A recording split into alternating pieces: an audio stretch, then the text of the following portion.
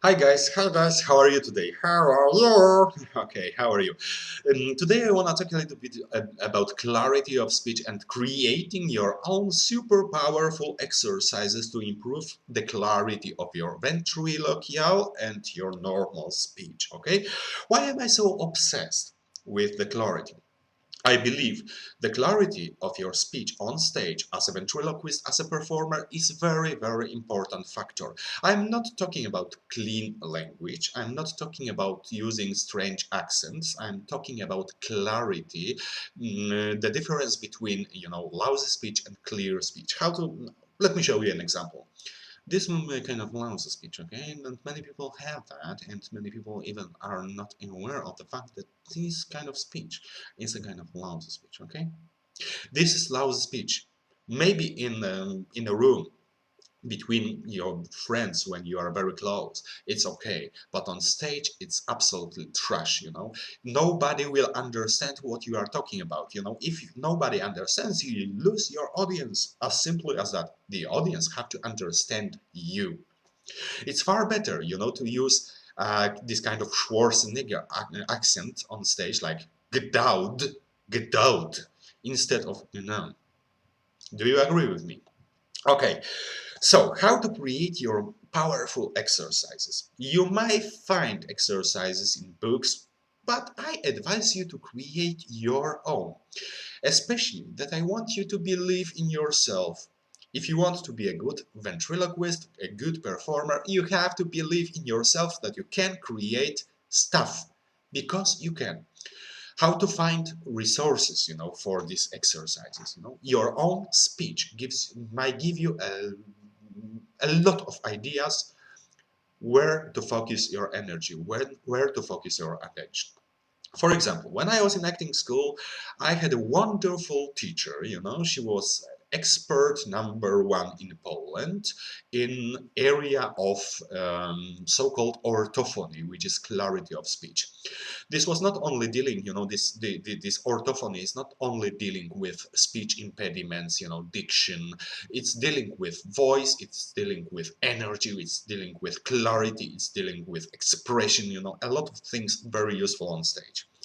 And her advice was not to practice words, but to practice small bits of speech. To be clearer, syllables with consonants, of course. For some guys, the letter T, the sound T, may be a little bit difficult, or you can be not aware of that it's difficult in some constructions, of words, some combinations. The letter T might be a problem for you, so it's better to practice every day. Even if you believe that you are good, it's always good to be better, okay? So for some guys, the letter T is a problem. For some guys, the sound G, like golf, is a problem. So how we can create, exercise out of that sounds? Let's take letter T. We have many vowels in our language, so we use vowels and this letter, for example, in the middle, okay? Like ata, ete, iti, iti. Do you get the idea, of course, right? It's very easy. Syllables made out of that sound. Ata, ete, iti, iti. Now, how to make a pattern? You have already a pattern. Write it on paper, it will be easier at the beginning. And start to repeat thousands of times. Ata, ete, iti, iti. Ata, ete, iti, iti. Ata, ete, iti, iti. Ata, ete, iti. Easy? Of course it's easy. But if you want to make it faster, it might be a problem. And if you want to speak as a ventriloquist, it might be a problem. So it's better to practice that, okay? Now you can practice that without moving your lips, because this consonant, T, doesn't require, lip movement like the letter P, V, B, or F. It doesn't require this kind of action. So let's try to say that without moving our lips, okay? I will use a kind of puppet. Can you see that? It's so-called peepers, eyes you can buy probably on eBay, for example, for $1 each, you know, and it's $1 puppet, but what a kind of great character, great character. It was not so clear. It was not so clear. I need to practice. Yes, you need to practice a lot. So how do I do that? How do you do that? Just take this ata ete ete, ata ete ete, and practice that. Ata ete ete, ata ete ete, ata ete ete, ata ete ete. Fantastic. Of course, I have used, you know, my another voice, and we will talk about changing your voice a little bit later. Now let's take another letter, like G. For example, G is a problem. I will use the puppet again, okay? And we make the same kind of pattern, the same kind of groove, if you want, okay? I always recommend, you know, making a groove because it makes practicing a little bit more fun. So you have the letter like golf, you know, G, G, G. So aga, ege, ege, igi. Aga, ege, ege, igi. Use vowels which are good in your language, you know. In your language, for example, in English language, difference between vowels is not so obvious like between, you know, Polish vowels. But this is only to get an idea, okay? So let's make a groove. Aga, aga, ege, igi. Aga, ege, ege, igi. Aga, ege, ege, igi. Aga, ege, e. Aga, aga, ege, igi. Aga, ege, ege, igi. Aga, ege, ege, igi. Aga, ege, e. Quite okay. Thank you. You are welcome. Okay, you have seen how does it look like. Maybe one more tip. Some consonants, some letters, some sounds require your tongue, tip of your tongue, like T, D, T like tongue, D like dinosaur. And other sounds require more action from your throat, like K, G, G, golf, G, like golf, of course. Probably if you are Jewish or Polish, there is another sound.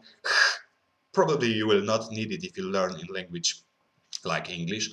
Another one is R. In Polish language, it requires a lot of, you know, tongue action. In French, it's probably throat. I'm not sure. In German language, it's more like wie das. Das ist fantastisch.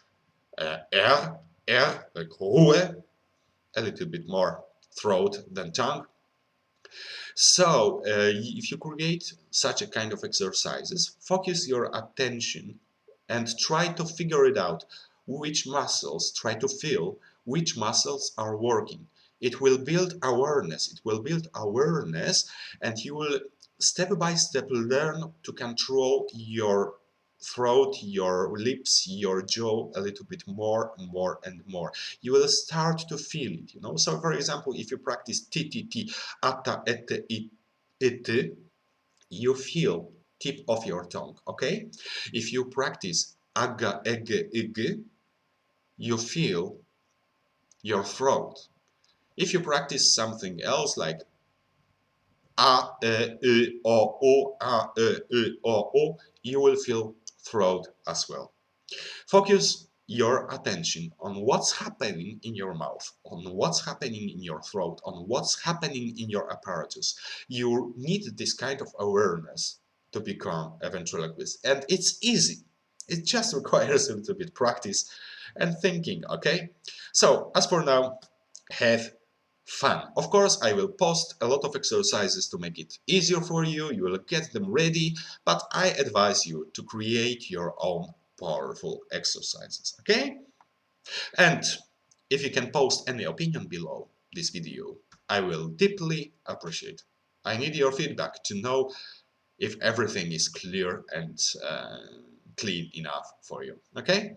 Bye-bye. See you later. Where do you have eyes? Lost. I'm lost. I'm lost. Lost. Oh my God. Oh my God. Let me out. Later.